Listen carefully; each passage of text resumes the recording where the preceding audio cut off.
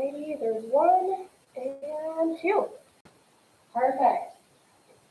So, good evening, everybody. Amanda here, and I am the Wellness Director here for the Olean YMCA. And welcome to another seminar brought to you by the Wellness Department. Today, we have some interesting and fun information about hydration and fiber, but I'm not going to be talking about all that. Michael Nelson is here to discuss everything there is to know about hydration and fiber and what we need to do to learn all about that. So, Michael, take it away. I am Michael Nelson. I work here at the Y as a personal trainer. I am just about to finish up my master's degree in applied nutrition at Canisius College, and I am very excited to tell you all a little bit more about hydration and fiber. So first of all, you should know that water is absolutely amazing as far as our bodies are concerned. There is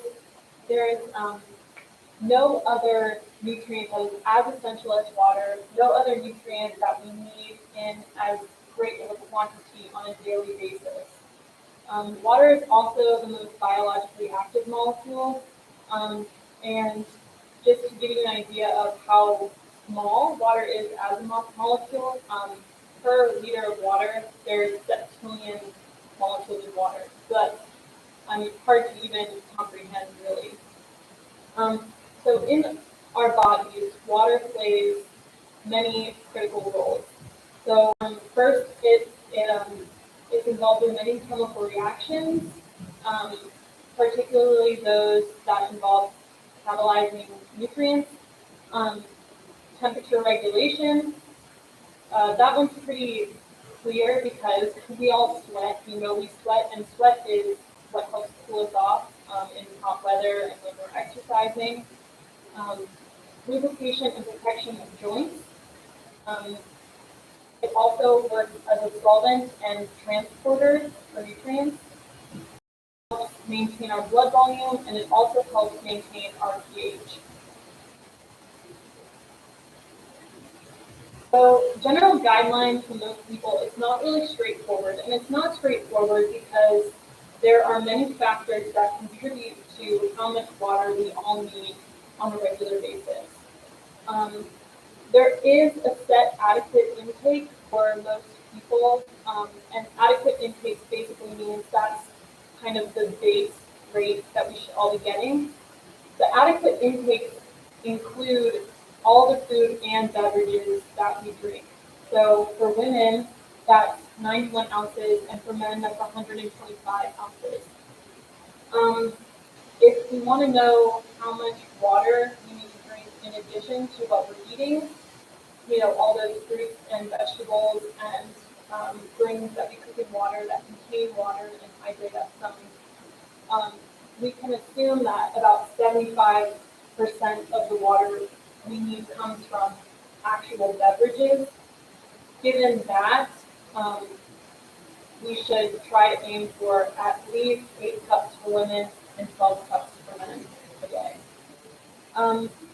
So thirst is a great indicator for when we should drink, but it's not always accurate. And the reason it's not always accurate is because our thirst perception must reach a certain threshold before it registers as thirst.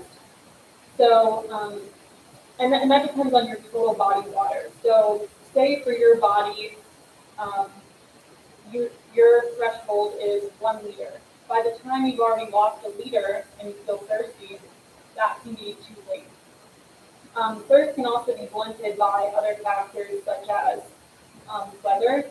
I know for me personally, in the wintertime, it is harder to drink water simply because I don't feel as thirsty as I do on a hot day in summer. And also, you should know that hydration comes from all beverages, but plain water is best. Sort of common myth is that coffee and tea dehydrate you, and although they have slight diuretic qualities, it's not enough to offset the water that they contain. So you can definitely count water and tea in your daily hydration.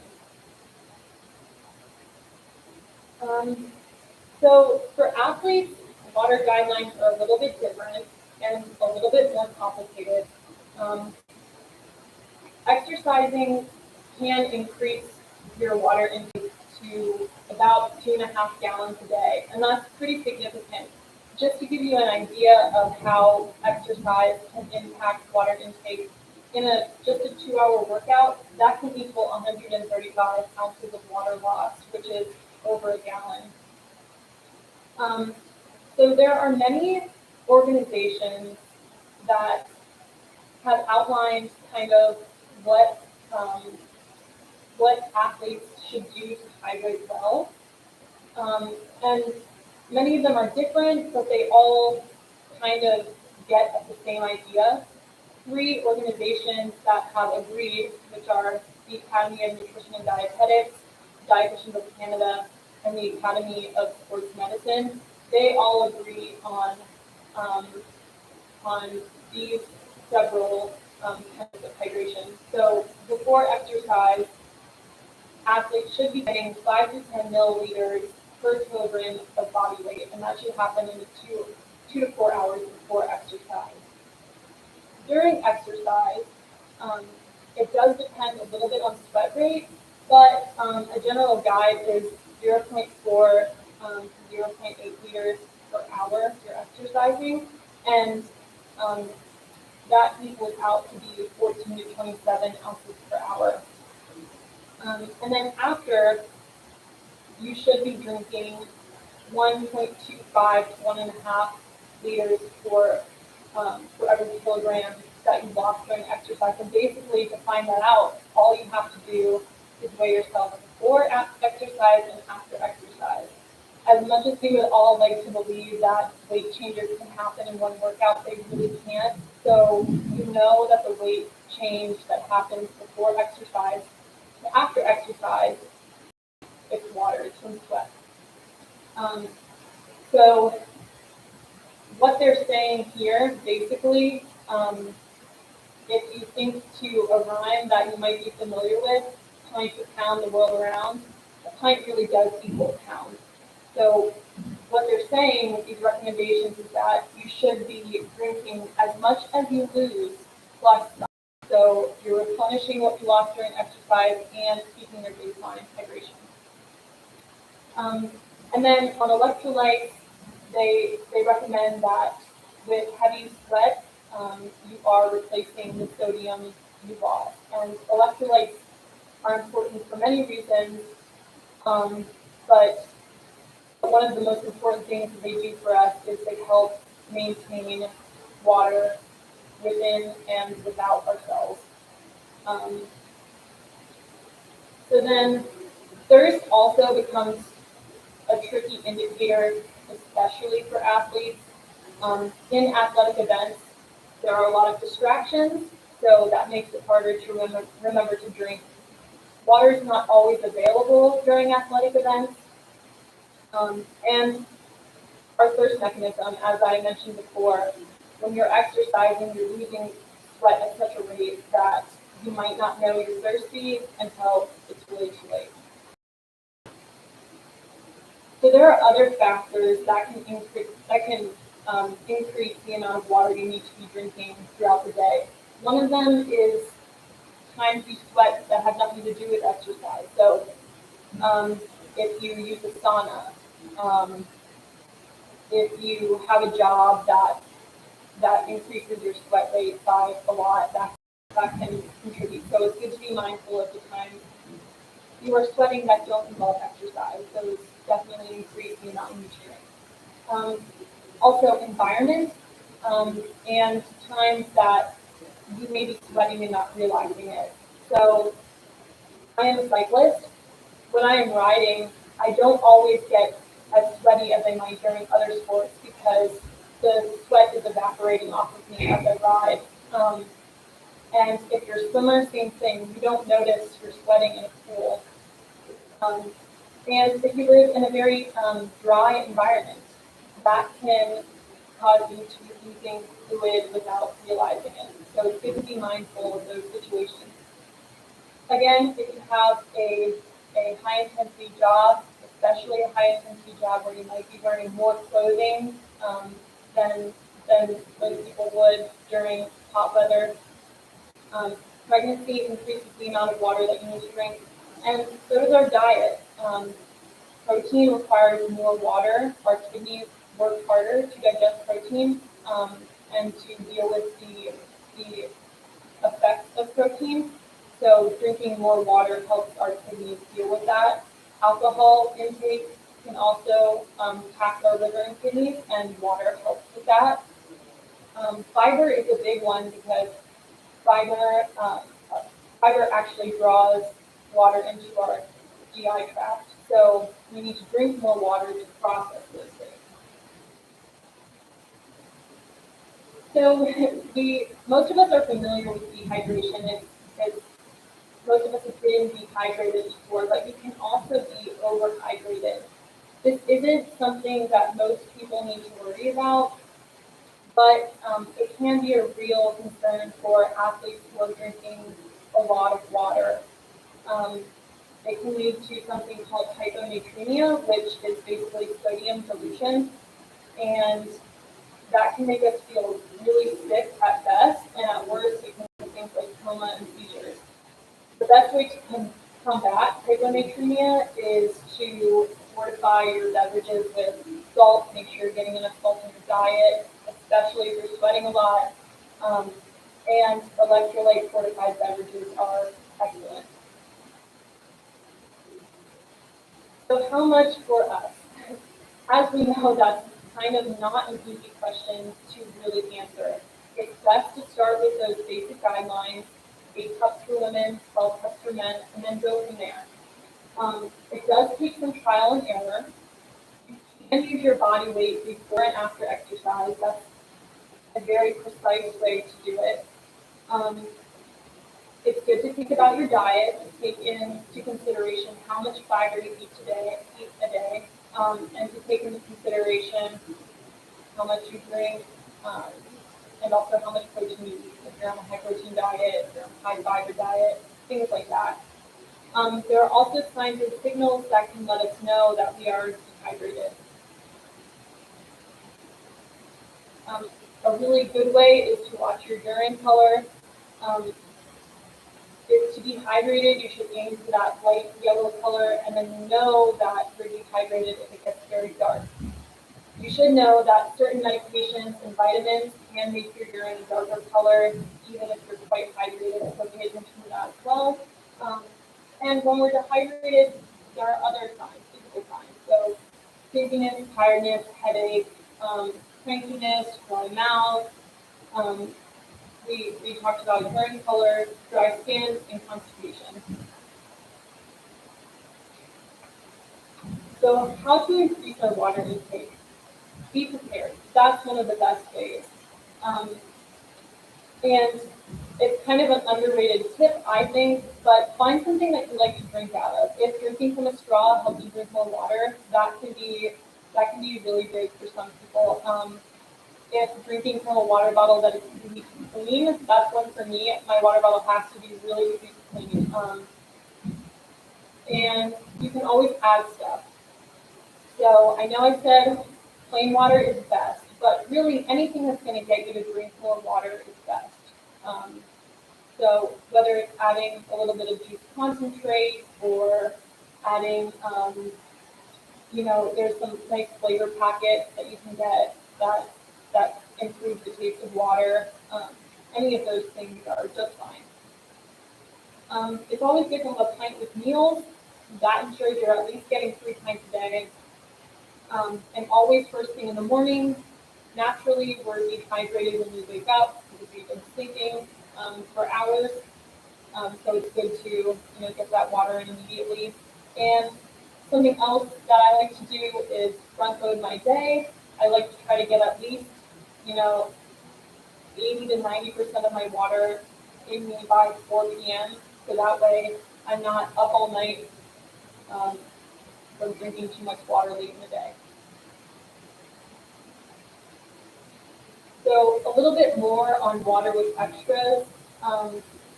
Many beverage supplements, they're useful for getting electrolytes in quickly.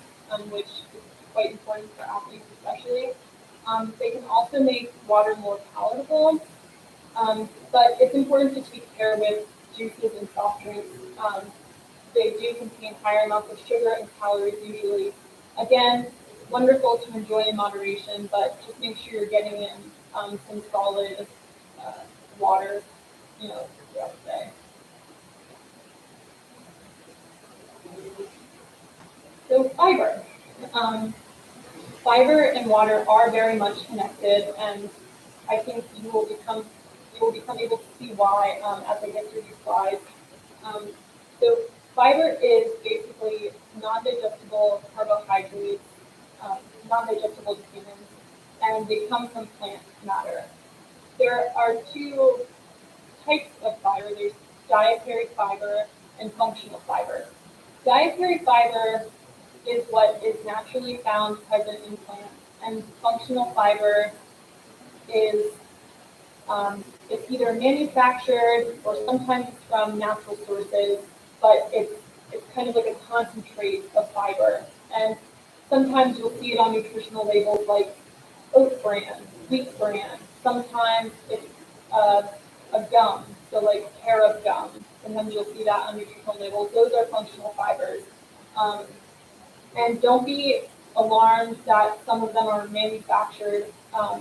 They act just like dietary fiber in our body. It's nothing to be worried about. It's just a different form. Um, and currently, functional fibers are included in dietary fibers on nutritional labels.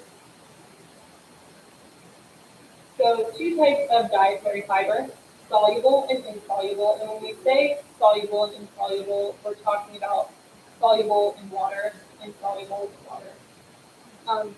So soluble fiber it slows digestion by creating a gel-like substance. Insoluble fiber speeds up digestion by combining with other foods and bulking up stool. So some foods with soluble fiber are seen here. So we've got oat bran, barley, nuts, seeds, beans, lentils, peas, apples, citrus fruits, carrots. Um, One kind of helpful example is if you've ever had any experience with chia seeds. Um, when you add water to chia seeds and stir them up, they get really gooey and they kind of get jelly. And that's exactly what's happening to soluble fiber in our bodies. So foods with insoluble fiber, wheat, whole grains, nuts, berries, beans, cauliflower, potatoes, fruit skins, and flax seeds. Um, and some of them can be a little confusing. You might see lists that list like flax seeds. They also have soluble fiber. Apples have both types of fiber, so don't get too worried about that.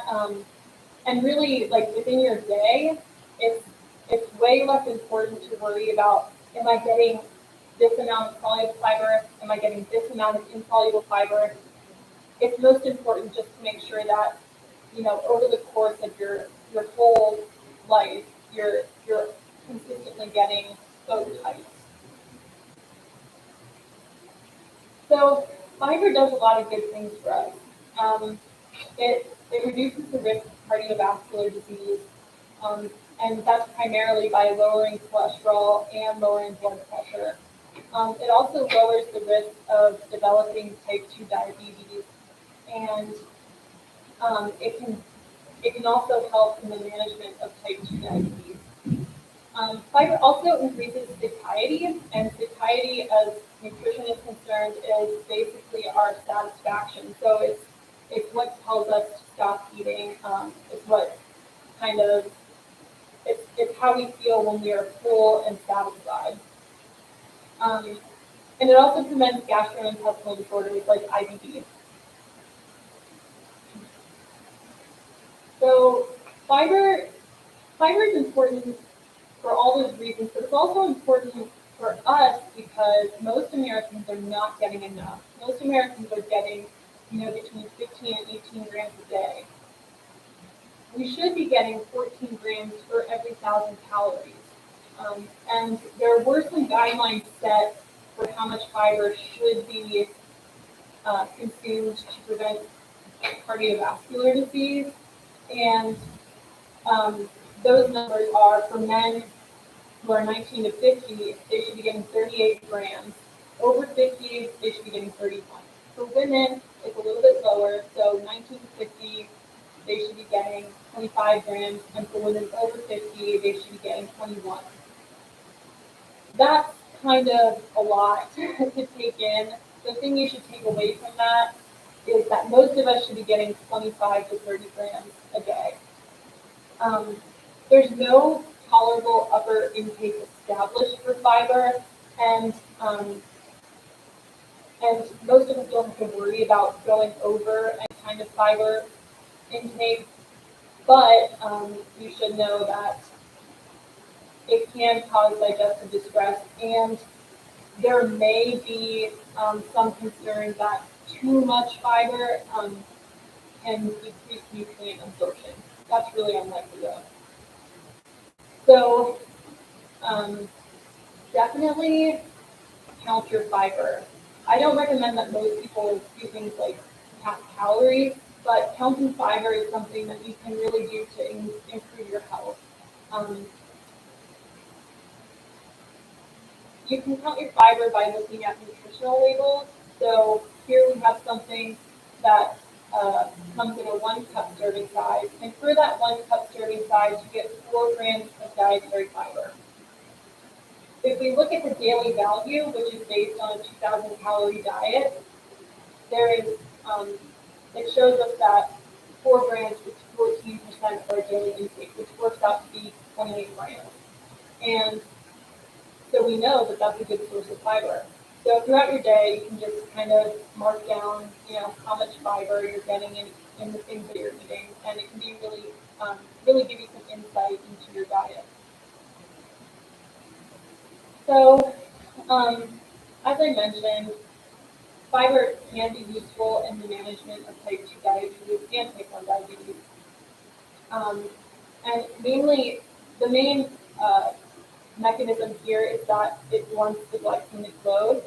So because fiber does all these marvelous things like slowing digestion and preventing constipation and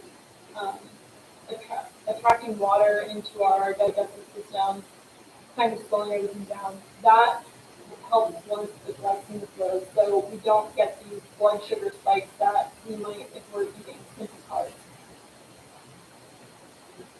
Okay. So to add fiber, you want to figure out how much you're eating currently, and you can do this over the course of like a week, say. And then once you kind of establish an average that you're getting, you want to slowly increase by about 3 to 5 grams per week. This is recommended because fiber, if you're not used to it, it can cause digestive upset. So you want to bring it in slowly to your diet. When you do this, make sure to drink extra water, especially if you're currently at or below recommended intake. And just a note for athletes, if you are increasing your fiber intake, you want to make sure that like in the 2 hours before your workout, you're not eating a lot of fiber. That can definitely upset your stomach. And by the way, I just want to make it clear that when I say athlete, I mean anyone who exercises on purpose. So, okay, so I want to come back to fiber for satisfaction because that's one of the best, or I think maybe the most functional uses of fiber for like us in our lives. One that's really applicable that we can see all the time. So first, a little bit about satisfaction. There are a lot of components to satisfaction nutritionally.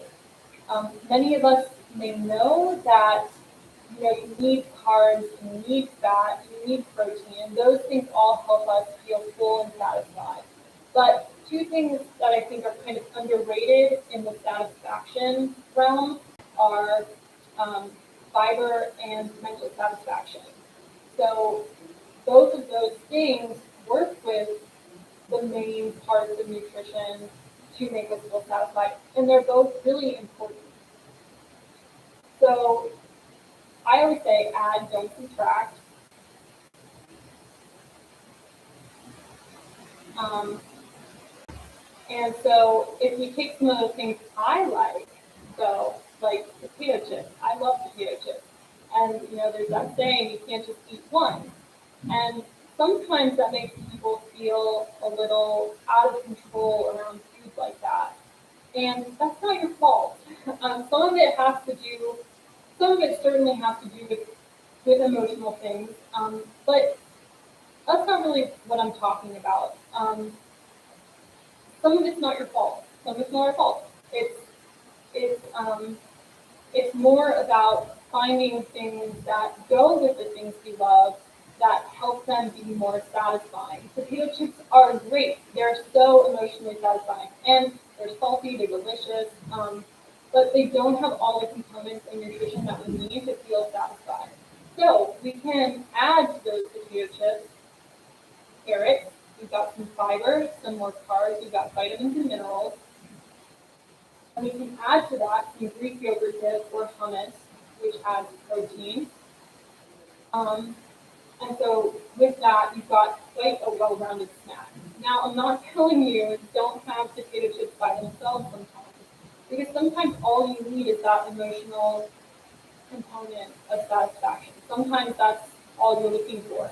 But in the course of our daily lives, when we want to incorporate those things, it can be helpful to kind of add in those other components.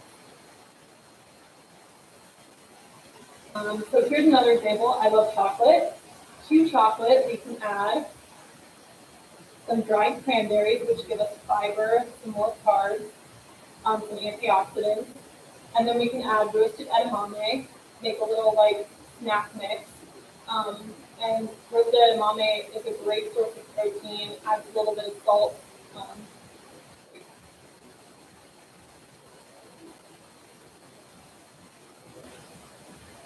And we'll give one more. So I love mac and cheese. um, I actually eat non-dairy mac and cheese, but still, I love mac and cheese. Um, and then I can add broccoli to that, which is a great source of fiber. Also, again, nice vitamins and minerals. And to that, we can add chicken. A great source of protein. You could easily add tofu if you're vegetarian. Um, and you've got a great, well-rounded meal. You've honored all of those factors of satisfaction that you need. A note on fiber supplements. Fiber supplements are great, and we can all benefit from one because most of us aren't getting enough fiber. And they're also they make it really easy to do that, especially if you find it hard to add fiber into your diet. Most fiber supplements come from natural sources, they're quite safe, but whole food sources are always best. So it's always best to prioritize whole food sources of fiber. Um, just like adding fiber can cause digestive upset, supplements can also cause digestive upset. So you might want to start with half the dose for these. Um, and with the fiber supplements, be careful of marketing scams. Most fiber supplements are basic ingredients. And lately I've seen a lot of fiber supplements kind of like advertised on Instagram, things like that, that are like, this will change your life. This will completely detox you, make you feel so much better. And then I go look at the ingredients and it's like psyllium husk. Psyllium husk is a great source of fiber, but it can be found in the baking aisle. You don't need anything fancy as far as fiber supplements are concerned. So I have a little quiz, and for all of you at home, just try to answer these. So, how much does a pint of water weigh? We'll see if we get anything in the comments here as well. We do have people on, so I expect to see some things pop up. Let's see. Not seeing anything yet.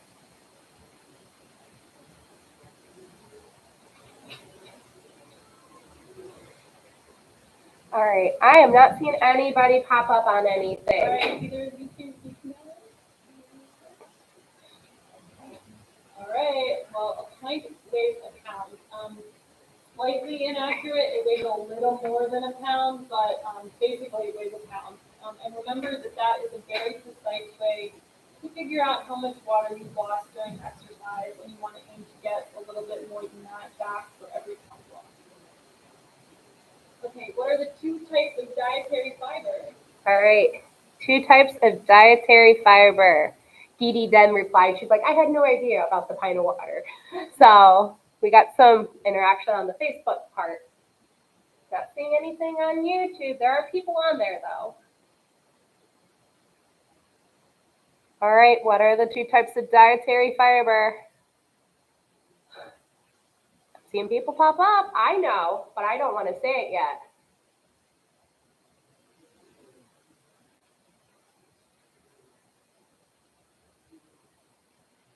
Or is there just a little bit of too much left? Oh, Dee Dee, soluble and insoluble. Ooh, very good. Yes, so 2 types of fiber, Woo! soluble and insoluble.